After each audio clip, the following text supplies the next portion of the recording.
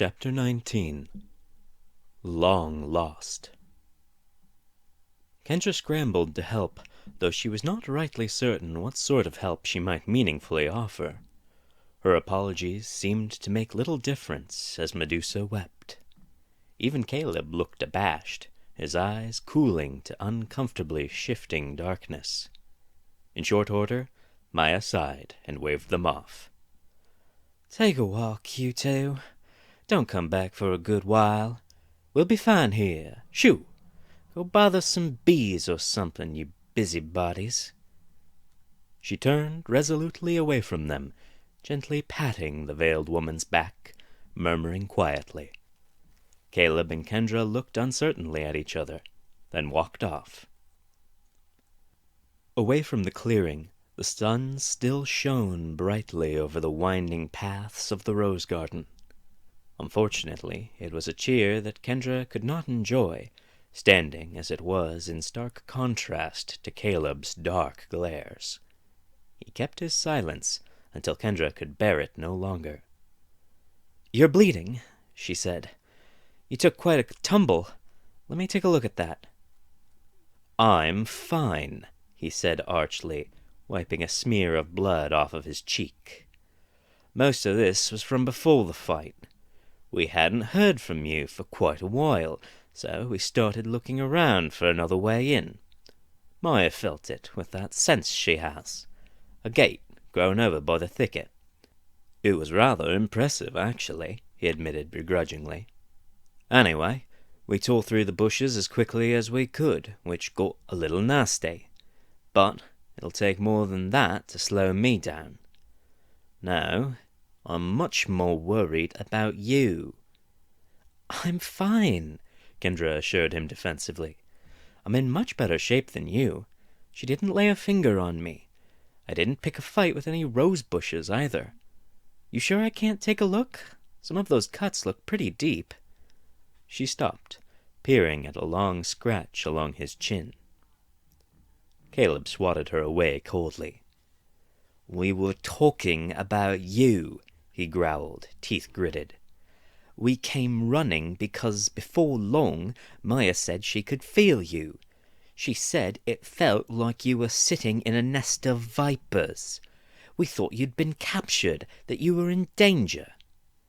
"Well, you were mistaken," Kendra retorted, a little heated now. "I was having a cup of tea and trying to find out some information. I thought she knew you were wantonly and idiotically putting your life in danger," he said flatly, his eyes flaring up again. "You were cozying up to a monster." "It worked all right when I cozied up to you," she shot back. She paused, as his face blanched momentarily, before smoothing out again. "I'm sorry," she muttered. "I was too far." "No, you're right. You trusted me, and you nearly died for your trouble. How many times do you have to learn this? There is no safety to be had in the garden, not for a human. You knew what she was, didn't you? But you were practically looking her in the eyes when we found you. Another minute, and—" His voice cracked unexpectedly. "Do you want to die?" he asked, his eyes wide and near frantic, edging red.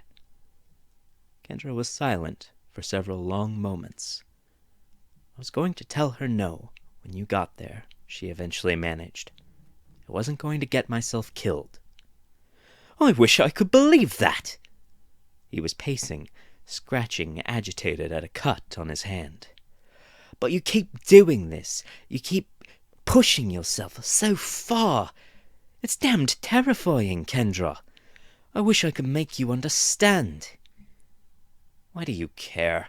Kendra mumbled, looking down. She couldn't meet those eyes. "You don't even like me. If it's about your stupid oath, then forget it. If I put myself in danger, then it's not your fault if I live or die."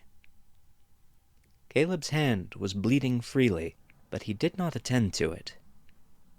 "Why do you think I don't like you?" he asked with a bewildered stare. "Why would I spend so much time and energy trying to protect you from yourself if I didn't like you? You're right. It's not my fault if you choose to destroy yourself. In honoring your decision, my obligation would be satisfied.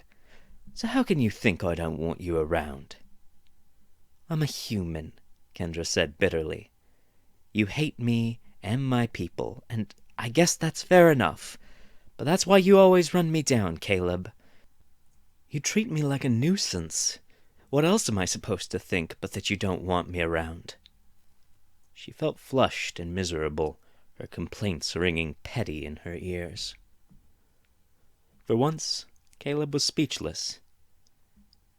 I say the things I do because I care, he finally managed, staring at her searchingly.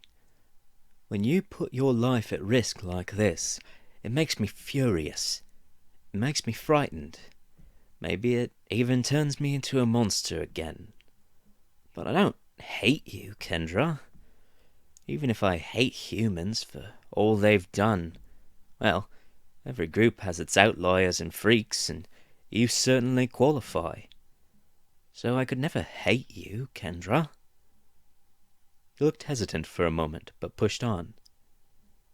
You remind me of myself a little, when I see you tucked away in a book or gaping star-eyed at something you've never seen before. You're clever and brave, and kinder than me by far. Kendra felt her throat tighten, and she turned around for several moments, striving to control her face. Eventually she laughed, small and choked. I think that might be the first time you've ever properly complimented me, Caleb. She turned back, her smile screwed up but genuine, her eyes watery. I appreciate it, and I'm glad I had the chance to meet you, that it's you with me here. Thank you for bearing with me. You're a lot more patient than you pretend to be. He grunted irritably. I still think that... He stopped, because she had pulled him firmly into a hug. He felt thin and gangly, stiff as a board, but eventually he eased a little and patted her gently atop the head. I don't hate you too, she said with an impudent grin. You could still be a little nicer, though, generally speaking. I have feelings, you know. It hurts to hear that sort of thing from a friend. Caleb looked a little disarmed, but quickly returned to form. And you could listen to me more, he grumbled. She pulled away suddenly, looking him squarely in the eye. I promise to listen more if you promise to not be such an ass. What do you think? She stuck out her hand. Deal? He snorted, his face an irascible half-smile. We have an accord, he said, and shook. They made their way back to Medusa's cottage, walking and discussing. Caleb had been quite unwilling to regard Medusa as trustworthy. The occasional statue they walked past was admittedly unnerving, and the lump on the back of his head probably also did little to improve his disposition towards her. Eventually, however, he took Kendra at her word. The difference upon their return was jarring. Maya and Medusa were sitting side by side on a bench. The table where Kendra had taken her tea before had been left in pieces to one side, but it seemed to garner little consideration from either of the women. It seemed that a new tea kettle had been fetched, this one in the shape of a hedgehog, and they sat sipping from their cups arm in arm. Kendra thought she even heard Medusa giggle, but Maya made a gesture, and the two of them turned to receive the new arrivals. It looks like things got worked out, Kendra said, eyebrows raised, a small smile playing ragged at her lips. Are you feeling better, Medusa? Oh, much, she gushed, leaning familiarly on Maya's shoulder. This one is a treasure, Kendra, simply a treasure. So charming. You're too kind, Maya demurred. It doesn't cost a thing to sip some tea and listen for a time, ma'am. Think nothing of it. Modest, too, Medusa said glowingly. I can't believe you didn't mention you had such a lovely companion. Companions, that is to say." She cleared her throat, shifting uncomfortably in Caleb's direction. "I do apologize for the roughness before," she offered contritely. Caleb's face went through a rapid succession of expressions, most some degree of uncivil. But he glanced in Kendra's direction and made some grimacing semblance of a considerate smile. "Don't worry about it," he said roughly. "Just a misunderstanding." He looked almost flustered as Kendra gave him a grateful nod, and Medusa stood for a full and eager curtsy. "Putting that all behind us," he said hurriedly, "we were hoping to ask you a few questions." "Oh, my, of course," Medusa said apologetically. "You did mention something to that effect, Kendra dear, before we got distracted. Any help that is within my power to render, I will of course do so." Kendra nodded anxiously. She had allowed herself to get sidetracked. It would not happen again. "I think we started on the subject before," she began, brow furrowing. "Near your home, we thought we heard someone cry out. It might have been an hour ago now. And I was certain it was Moira, my mentor." "Oh, yes," Medusa said a little tartly. "Her, of course. Now, let me see." She struck a thoughtful pose that just so happened to lean a little further in on Maya's shoulder. "There was a bit of commotion not too long before you arrived, now that I think of it. Yes, it was over toward the eastern wall. I was actually going to go and have a quick peek through the gate over that way, just to see what all the fuss had been, when I saw you jump over my wall. I confess you quite drove it from my mind."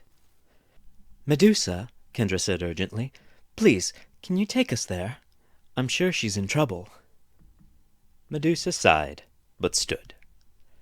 "Anything for you, Kendra dear," she said resignedly, patting Kendra's cheek.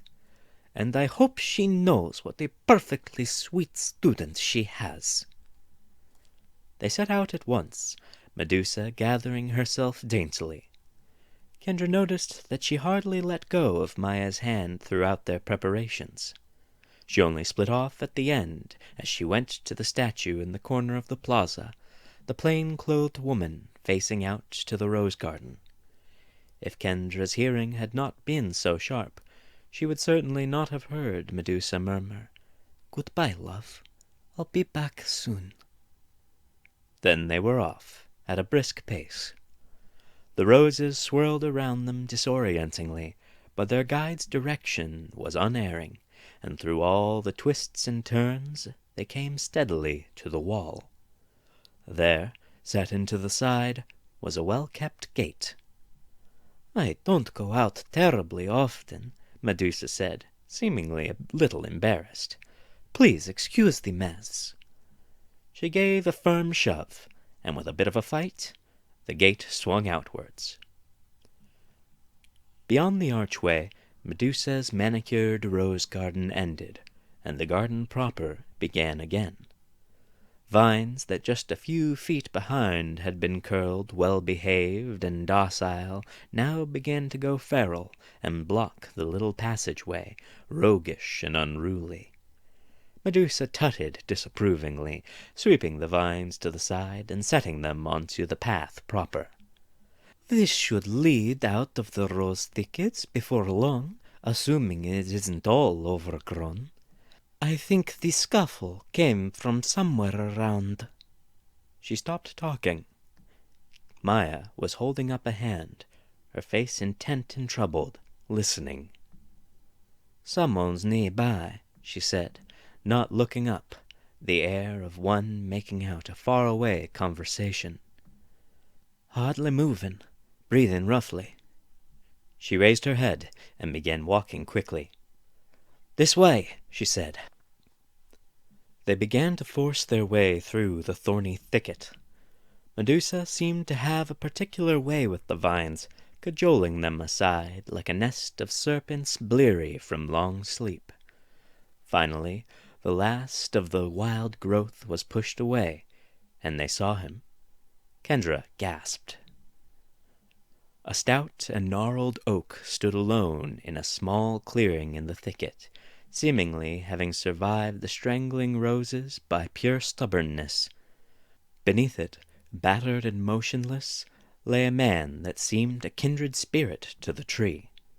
His face, though smudged with dirt and blood, was still recognizable and immediately familiar. The name was ringing in her mind when, totally unlooked for, she heard it spoken beside her. "Boris?" Maya whispered.